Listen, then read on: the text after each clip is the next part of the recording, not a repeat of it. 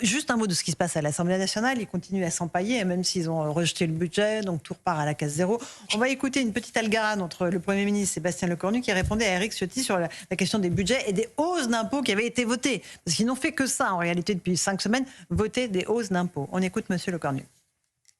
Stop avec le double discours. L'absence de 49.3, monsieur le président Ciotti, va permettre la grande clarification. On ne peut pas avoir l'équipe qui va dîner avec les grands patrons pour les rassurer d'un côté, pendant qu'une autre équipe ici augmente les impôts sur les particuliers et sur les entreprises. Désormais, cet hémicycle fonctionne à cœur ouvert, en grande transparence. Ceci est un grand moment de clarification, monsieur le président Ciotti. Et pour finir, on ne peut pas promettre l'ordre à Nice et le désordre à Paris. Voilà pour cette réponse. Alors, Gauthier Lebret. Alors, il pointe plutôt le Rassemblement national que le parti d'Éric Ciotti, qui est l'Union des droites et qui n'a pas voté les hausses d'impôts, mais il pointe vous y faisiez référence à l'instant, les hausses d'impôts, notamment sur les multinationales, qui ont été votées par le Rassemblement national et qui ont inquiété les patrons. Et c'est vrai qu'en même temps, vous avez deux lignes, parce qu'au même moment où cette hausse d'impôts était votée par les députés de Marine Le Pen et notamment Jean-Philippe Tanguy, qui est le monsieur budget du RN, vous aviez une tribune dans le Figaro de Jordan Bardella pour rassurer les patrons, qui est sur une ligne beaucoup plus pro-business, beaucoup plus libérale. Et d'ailleurs, ça sera très intéressant si le sondage se réalise, c'est-à-dire que si il est investi par le Rassemblement national, puisque Marine Le Pen est empêchée à cause de la justice, de voir s'il va réussir à réorienter le RN vers une ligne plus libérale, ou si ça crée trop de crispation en interne. Mais oui, il pointe Éric Ciotti, mais Sébastien Lecornu, c'est lui qui veut augmenter aussi la taxe foncière. Donc, vous savez que c'est une députée Ensemble pour la République qui a proposé de passer, donc une députée de Sébastien Lecornu, de passer, et ça a été voté, alors avant que tout soit rejeté, de passer la TVA de 5 à 20% sur les bouteilles d'eau en plastique. De 5 à 20%. Il y avait beaucoup d'aberrations dans ce budget. Donc il y a aussi une responsabilité de ce gouvernement. Il y a une responsabilité de tous les partis. Je pense qu'il y a une incohérence totale. Si on regarde tous les votes qui ont été faits au cours de ces quelques semaines de discussions pour rien, on rappelle, des discussions pour rien. En fait, quand on dit des discussions pour rien, on se trompe. On dit des discussions en vue des prochaines élections. C'est-à-dire qu'en fait, le seul but, c'était de ne pas pouvoir être pris à contre-pied en disant mais non, mais vous avez voté pour ça, vous avez voté contre ça. Et finalement, il n'y a aucune ligne directrice. Ce qui est très inquiétant aujourd'hui, alors vous dites les patrons, mais je continue à dire les dirigeants d'entreprise, ce qui est très important pour les dirigeants d'entreprise aujourd'hui, c'est que on n'a aucune visibilité. Et surtout, si vous voulez, on nous vend l'idée que il faut tenir jusqu'à 2027. 2027, c'est dans 1 an et demi. 2027, pour une entreprise, c'est la mort d'une entreprise. C'est un temps très long, et surtout en 2027, à partir du moment où 2027, vous n'avez pas d'idée cohérente. C'est-à-dire que le deuxième stress... Le carnet de commandes, il va quand même déjà en 2027. Non mais ça y est, aujourd'hui, je peux vous dire qu'aujourd'hui, même si on a des chiffres qui paraissent relativement résilients, il n'y a pas de résilience. On est totalement en récession, on est en crise économique. Les carnets de commandes des entreprises sont dans une situation qui est difficile. La difficulté, je vais vous dire, c'est que on se projette en 2027. Mais en 2027, vous ne pouvez pas vous projeter, parce que vous ne dites pas, c'est pas grave, on va faire le dos rond, parce qu'en 2027, on sait ce qui va se produire. Mais on ne sait absolument pas. Vous venez de le dire, le Rassemblement national, s'il gagne les élections, il va falloir qu'il ait un programme économique. Il n'a pas de programme économique. Quant aux autres partis, on voit qu'ils sont capables de voter une chose et son contraire. Quand ils ont un programme économique, ils font 1000 milliards de dettes supplémentaires, 3000 000 pour atteindre 3000 milliards. Oui. Pour citer les grands auteurs, c'est Mozart qu'on assassine. Donc si vous voulez, au bout d'un moment... Éric Revel. Très bon livre. Je ne sais pas qui l'a écrit. Et puis en plus, il faut rajouter, parce qu'on ne l'a pas rappelé, c'est que l'hystérie fiscale à laquelle on a assisté, la bordélisation fiscale à l'Assemblée nationale, la partie recette du budget a été votée par un député. Ça, c'est la cerise sur le gâteau.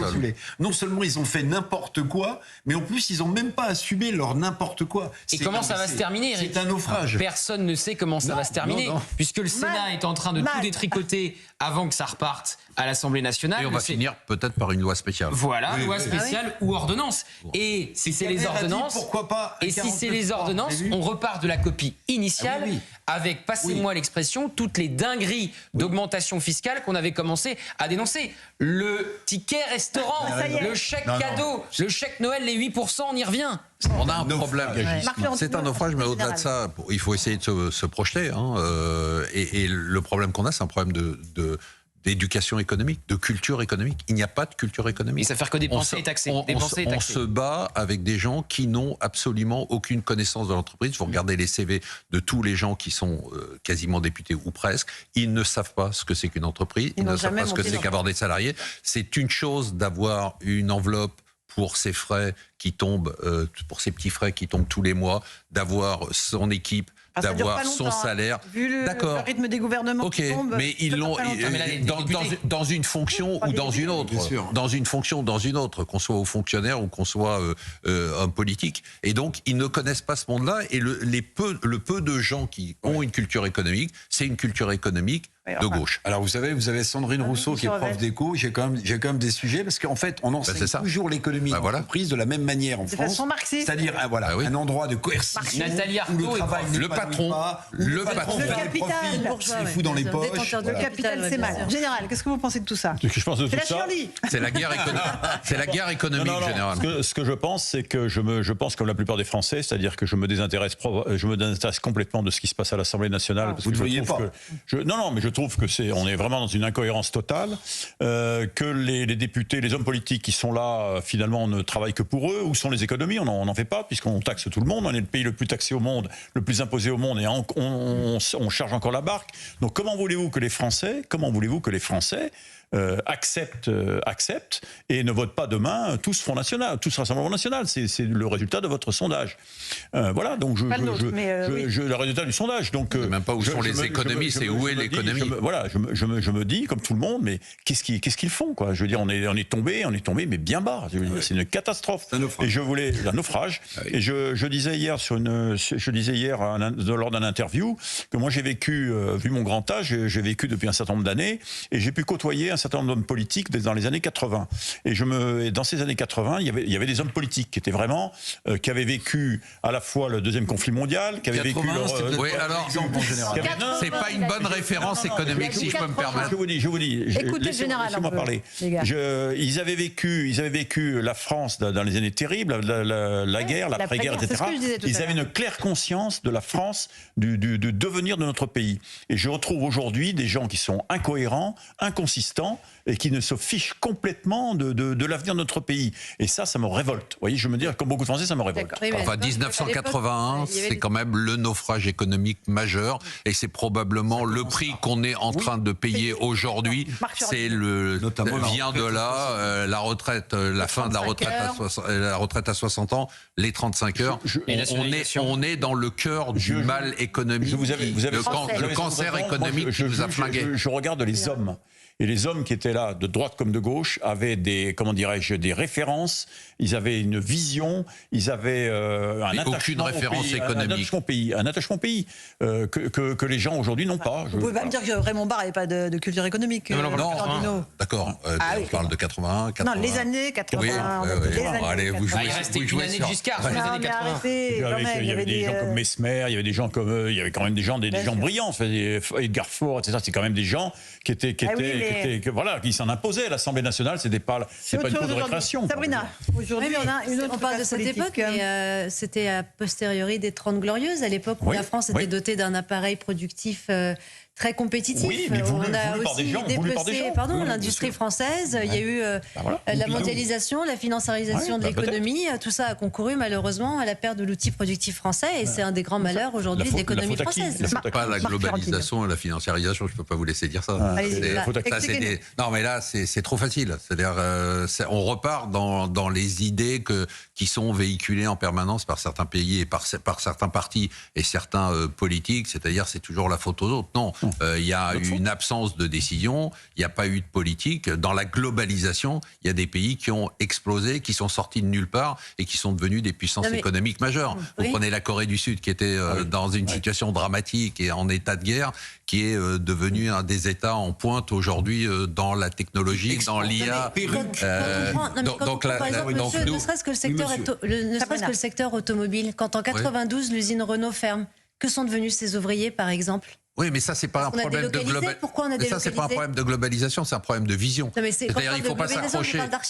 Il faut pas s'accrocher à des industries si ce sont des industries. Aujourd'hui, les États-Unis regardent vers l'intelligence artificielle et la Chine aussi. Ils regardent pas vers la sidérurgie. On va pas revenir à la sidérurgie, on va pas revenir à l'automobile. On est en train de se projeter sur les métiers d'avenir. Les libéraux ont vendu la mondialisation comme étant heureuse, comme étant on va devenir une économie de service. Mais quand Churuc, le patron d'Alcatel, expliquait qu'il n'y aurait plus besoin d'usines et d'entreprises, ils se sont plantés quand même. Mais non, comment on peut dire ça ? Mais comment on peut dire ? Mais comment même toi, tu peux dire ça ? Mais je le dis. Mais c'est la mondialisation n'a pas été heureuse, Marc. Mais comment tu peux dire ça ? On est aujourd'hui. Alors attends. Aujourd'hui, prenons pays par pays. On est au plein emploi. Aux États-Unis, au Japon, 2% de chômage.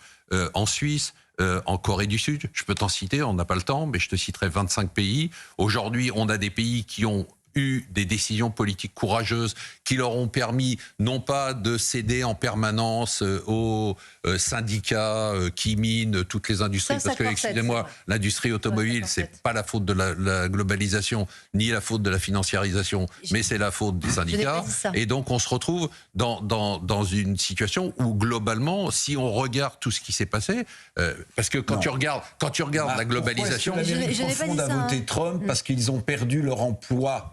Ils ont perdu leur emploi aux États-Unis. Eric, comment tu peux dire ça ? Les chiffres ne sont pas là. Regarde les chiffres de l'emploi. Tu peux pas dire ça. Ils sont en plein emploi aux États-Unis. Mais non, mais ils ont perdu leur emploi. Les unités de production se sont délocalisées ailleurs. Mais il y a d'autres métiers. Mais vous êtes encore. Non, mais vous êtes encore. Par exemple, vous êtes encore sur ce mythe de la réindustrialisation qu'on vous vend toute la journée, et puis on fait un reportage sur quelqu'un. Mais c'est pas possible. Mais ça ne doit pas arriver. Mais tant mieux. Est-ce que vous vous rendez compte qu'on est à l'ère de l'intelligence artificielle ? C'est-à-dire que et vous êtes en train de nous dire, et les gens nous expliquent, ah mais c'est super, on a ouvert une usine qui va refabriquer des t-shirts français, des slips français. Mais c'est pas le sujet. Le sujet, c'est qu'aujourd'hui, il faut se projeter. Non. L'emploi, c'est pas du sujet, parce qu'on ne peut pas se réindustrialiser. On va pas revenir en arrière. On va pas revenir à l'agriculture. On va pas revenir à la sidérurgie. Il faut aller vers l'avant. L'industrie de l'avenir, c'est quoi ? C'est la technologie et c'est l'intelligence artificielle. On parlait tout à l'heure de la défense. On dit que la France doit se réarmer, et c'est vrai. Est-ce qu'une économie tournée vers la défense, c'est une économie qui est prospère ou pas ? Mais c'est une économie, en tout cas, prenons-le comme ça. Et je parle pas je dis pas qu'il y a je parle pas qu'il y a des dessins secrets derrière tout ça. L'industrie militaire et le réarmement est une bonne façon de créer de la relance et de pouvoir faire de la dette supplémentaire alors qu'on est déjà à des niveaux d'endettement qui sont records. Je dis pas que c'est le but, mais si l'Allemagne aujourd'hui, comme par hasard, alors qu'elle est au fond du trou, décide de se réarmer, 500 milliards d'euros. Ça lui a permis de faire sauter une règle qui était une règle budgétaire qui était inscrite dans la Constitution, qu'elle ne pouvait pas faire de déficit. Sauf que quand on dit attention, on va avoir peut-être une attaque des Russes, donc il faut se réarmer, évidemment la règle de déficit budgétaire, elle saute, et du coup on peut faire de la relance. Donc oui, pour répondre à votre question, l'industrie de l'armement, c'est une industrie du futur. Dans l'industrie de l'armement, il y a des drones. Il y a des drones, mais il y a énormément d'intelligence. Il y a énormément d'intelligence artificielle. Les leaders aujourd'hui de la défense, ce sont des entreprises qui fabriquent effectivement des drones, mais qui fabriquent aussi beaucoup d'intelligence artificielle. Il faut se projeter vers l'avant. Il faut arrêter de regarder en arrière. Et puis surtout, alors je m'inscris en faux, la globalisation, elle a été malheureuse pour la France parce qu'on a eu des politiques qui ont été mauvais. La globalisation, c'est quelque chose qui a profité à de nombreux pays. Allez, avant je veux pas faire le dernier mot. Je dirais simplement, vous avez parfaitement raison dans votre raisonnement. Simplement, il y a des hommes et des femmes qui sont dans la société et qui n'ont pas de boulot, qui sont malheureux, etc. Qu'est-ce qu'on en fait ? C'est-à-dire qu'à un moment donné, il faut se poser la question. Voilà, il faut leur parler d'avenir. Non, mais il faut leur parler d'économie. Avec une éducation nationale qui sort chaque année 100 000 jeunes qui n'ont rien, des sociologues, etc. Donc, je veux dire par là, il faut bien sûr, il faut avoir.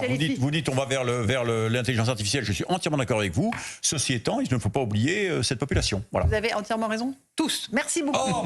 Marc Ferrantino. En même temps. Gauthier Lebret, 21h sur CNews, évidemment. Général de Richouf, Sabrina Medjeber, Eric Revel. Dans un instant, Pierre de Villeneuve sur Europe 1 et Christine Kelly pour CNews. Bonne soirée à vous. À demain.